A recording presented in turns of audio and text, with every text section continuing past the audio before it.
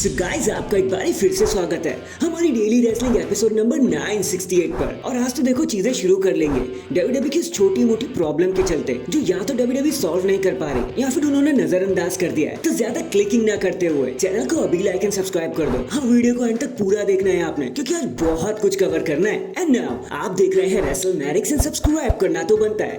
तो गाइस, जो सबसे पहली प्रॉब्लम सामने आ रही है ना, वो है ब्रॉन्सन रीड के बारे में। मतलब एक बार आप खुद सोचो, ये बंदा सबसे पहले तो रॉ पर आता है, फिर एक और बार रॉ पर आता है, उसके बाद पूरे सीन पर छा जाता है, फिर ब्रॉन स्ट्रोमैन के साथ एक तगड़ी फ्यूड में आता है, तबाही मचा दी, मंडे नाइट रॉ को ताक पर रख दिया, कभी रिंग के बाहर, कभी स्टेज के बाहर, कभी बैक स्टेज में, कभी पब्लिक में। ऐसी कोई जगह नहीं छोड़ी जहां पर इन्होंने ब्रॉल ना करी हो। और इन दी एंड उसका रिजल्ट क्या निकला? ब्रॉन्सन रीड मैच को हार गए, भले सेथ रॉलिंस की वजह से, लेकिन हार गए। उसके बाद क्या हुआ? ब्रॉन्सन रीड ने अपनी एक फ्यूड स्टार्ट करी सेथ फ्रिक्किन रॉलिंस के साथ। दोबारा से सेम सिनेरियो, इन्होंने भी लड़ने की कोई जगह नहीं छोड़ी। एक बार फिर से मंडे नाइट रॉ को ताक पर रख दिया, कभी रिंग के बाहर, कभी स्टेज के बाहर, कभी बैक स्टेज, कभी फैन में। फिर से लड़ाई करनी शुरू कर दी।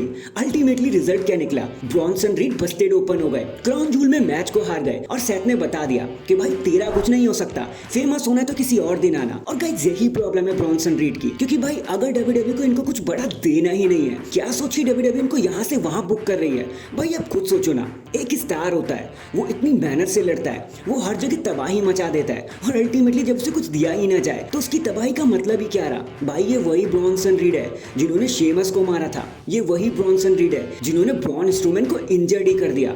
उसके बावजूद भी इनको कुछ नहीं मिल रहा, और यहीं से प्रॉब्लम क्रिएट होती है कि जब एंड रिजल्ट इनके खेमे में आना ही नहीं है, इनके फेवर में ही नहीं आना, तो क्या सोच के डब्ल्यूडब्ल्यूई ने इधर से उधर बुक करे जा रही है। मतलब कुछ भी समझ नहीं आ रहा। ऐसा लग रहा है कि डब्ल्यूडब्ल्यूई ने बस एक फिलर बंदे को ढूंढ लिया है कि भाई डब्ल्यूडब्ल्यूई मंडे नाइट रॉ को अगर एक्साइटमेंट देनी है तो भाई इसकी फ्यूड करा दो, किसी भी बंदे के साथ लड़ा दो, इधर से उधर लड़ाई करने के लिए बोल दो, और फिर अंत में हरा भी देना। भाई ये बिल्कुल ही बेकार चीज है। और अब खुद सोचो ना यार, अल्टीमेटली इनको मिल भी क्या रहा है? कुछ भी नहीं। अगर इतनी तबाही मचाकर कोई बड़ा इंसान बनना होता ना, तो सबसे पहले ब्रॉन ब्रीकर ही बन जाते। और देखो, स्पीकिंग ऑफ विच, अगर ब्रॉन ब्रीकर की बात हो ही रही है तो चलो इनको भी घसीट लेते हैं। और सबसे पहले बात करी जाएगी इनकी इंटरकॉन्टिनेंटल चैंपियनशिप रेन के बारे में। भाई इन्होंने जेउसो को हराया अभी 2 हफ्तों पहले, लेकिन क्या हुआ?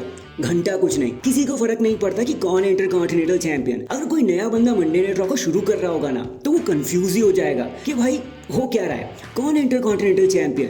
क्योंकि भाई चैंपियन का तो अता ही पता नहीं है ना। जेउसो को हराने के बाद ब्रॉन ब्रीकर नजर ही नहीं आ रहे। अरे भाई एटलीस्ट उनको प्रोमो तो दो, बैक स्टेज में तो दिखाओ, उनको फ्रंट लाइन तो दो, मंडे नाइट रॉ को ओपन करने का मौका तो दो। लेकिन ना भाई ना, डब्ल्यूडब्ल्यूई ने ऐसा कुछ नहीं करना। चैंपियन बनाना था तो बना दिया। भाई ऐसा थोड़ी ना होता है। अब ब्रॉन ब्रीकर का ये सवाल है कि भाई वो इतने स्ट्रांग है, वो हर किसी को पीट सकते हैं। अब जेउसो को हरा चुके हैं, लेकिन उनकी टाइटल की वैल्यू एकदम जीरो हो गई है। गंथर ने जो पैकअप दिया था ना टाइटल को, जो स्टेज दिया था, जो हाइट दी थी, अब वो बिल्कुल ही नीचे आ गई है। सैमी ज़ेन भी उसे कैरी नहीं कर पाए, ब्रॉन ब्रीकर उसे कैरी नहीं कर पाए। एक जेउसो के हिसाब से हमें लग भी रहा था कि चीजें होंगी, लेकिन फिर वॉर गेम्स आने लगा और डब्ल्यूडब्ल्यूई ने जेउसो को ब्लड लाइन में भेज दिया और ब्रॉन ब्रीकर चैंपियन बन गए। और फिर से वही हाल, कुछ नहीं हो रहा। और ये एक ऐसी प्रॉब्लम है जो डब्ल्यूडब्ल्यूई को बहुत ही जल्दी फिक्स करनी चाहिए, क्योंकि ऐसा तो आप सिर्फ स्टार्स को वेस्ट करते रहोगे, आपको मिलेगा कुछ भी नहीं। ऊपर से टाइटल की प्रेस्टीज भी घटती जा रही है। खैर, अगर टाइटल की बात चली रही है तो आपने इस फ्राइडे नाइट स्मैकडाउन में देखा ही होगा कैसे निक एल्डिस ने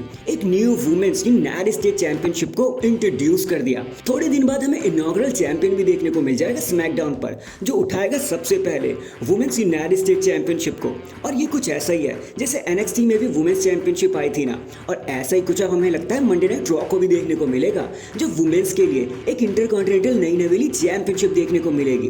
बाकी देखो, अजीब ये लगता है, डब्ल्यूडब्ल्यूई टाइटल्स लेके आती है, अनवेल करती है, उसका लेजेंडरी स्टेटस बताती है, लेकिन टाइटल को चेंज कुछ नहीं करना।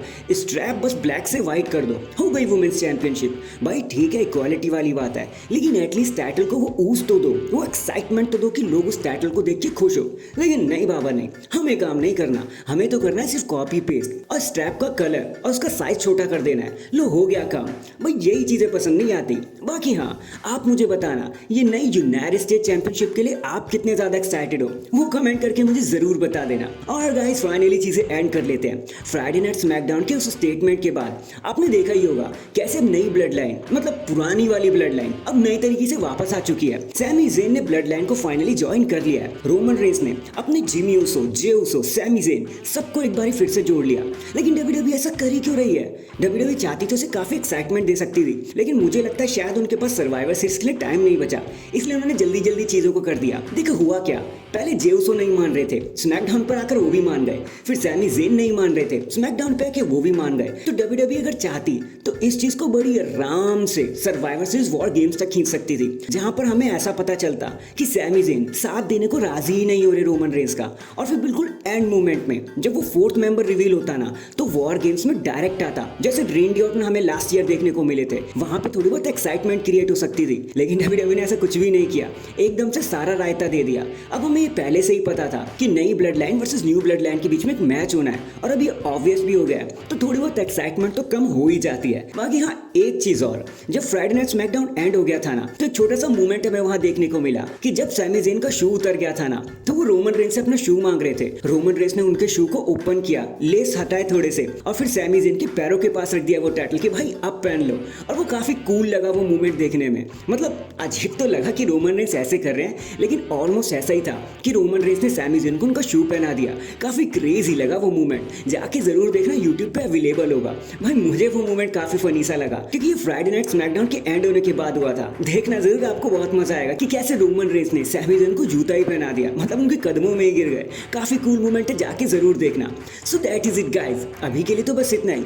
आप मुझे बताना डब्ल्यूडब्ल्यूई की छोटी मोटी प्रॉब्लम क्या आपको भी बॉदर करती है? कि आपको भी कहीं ना कहीं ऐसा नहीं लगता कि टाइटल्स और स्टार्स की जो प्रेस्टीज है वो कहीं ना कहीं नीचे जा रही है? कमेंट करके जरूर बताना। और अगर चैनल पर नए हैं तो चैनल को अभी लाइक एंड सब्सक्राइब कर दो। बाकी मैं मिलता हूँ आपसे किसी और अपडेट के साथ, तब तक के लिए अपना ख्याल रखें और खुश रहें।